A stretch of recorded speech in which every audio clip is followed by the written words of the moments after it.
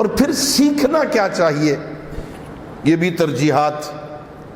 معصوم فرماتے حدیث و حلال و حرام، ایک حدیث صرف ایک حدیث جو حلال و حرام کے بیان پر مشتمل ہو، جس میں صرف یہ لکھا ہو یہ حلال ہے، یہ حرام ہے، یہ جائز نہیں ہے، یہ جائز ہے، یہ کرنا چاہیے، یہ نہیں کرنا چاہیے، ایک حدیث ایسی سیکھنا کسی صادق سے کہ جو حلال و حرام پر مشتمل ہو، معصوم فرماتے ہیں یہ ایک حدیث بہتر ہے اس سے کہ یہ ساری زمین سونے سے بھر کے تجھے دے دی جائے۔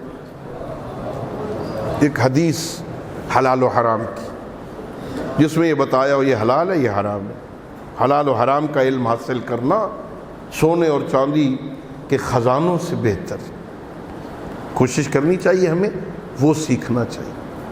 اور پھر کہاں سے سیکھنا چاہیے، توجہ فرمائیے، کہاں سے سیکھیں یہ علم، کس دروازے سے؟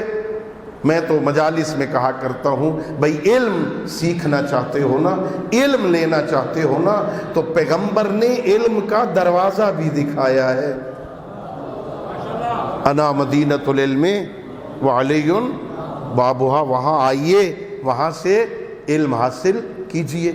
حضرت امام محمد باقر علیہ السلام کا فرمان ہے اصول کافی میں، اپنے دو صحابہ کو خطاب کر کے، ڈائریکٹ خطاب کر کے دونوں کا نام لے کے مولا نے کہا ہاں جاؤ شرقا و غربا، تم دونوں مشرق چلے جاؤ مغرب چلے جاؤ، لیکن صحیح علم تمہیں ہمارے آل محمد کے دروازے سے ملے گا، کہیں اور سے تم لوگے وہ فن ہوگا، علم نہیں ہوگا۔ علم اور ہوتا ہے، فن اور ہوتا ہے، اور صاحب علم عالم ہوتا ہے، صاحب فن فنکار ہوتا ہے۔ فنکاروں سے فن ملتا ہے، علم نہیں ملتا۔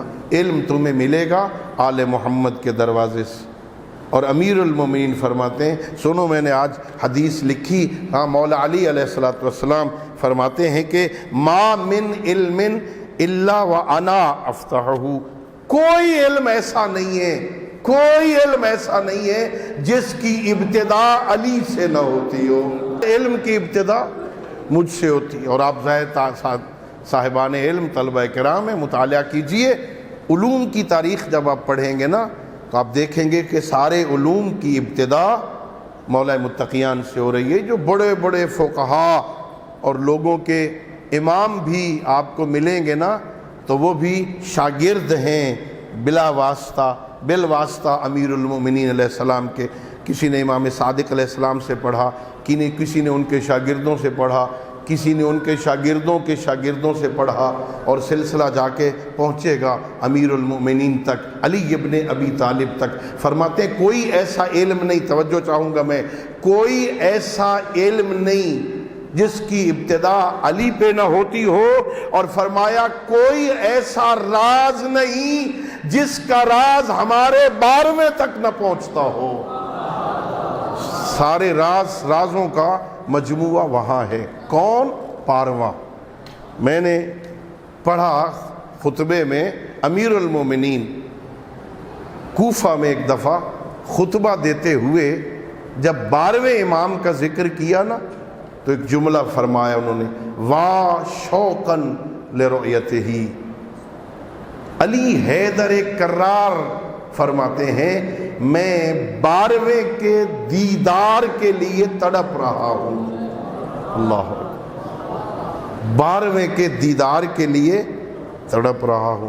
میں اگر جملہ بدل کے کہوں نا کہ جس کے اپنے چہرے کو دیکھنا عبادت ہونا اسے علی کہتے ہیں، اور جس کے دیدار کے لیے علی تڑپے اسے مہدی کہتے ہیں۔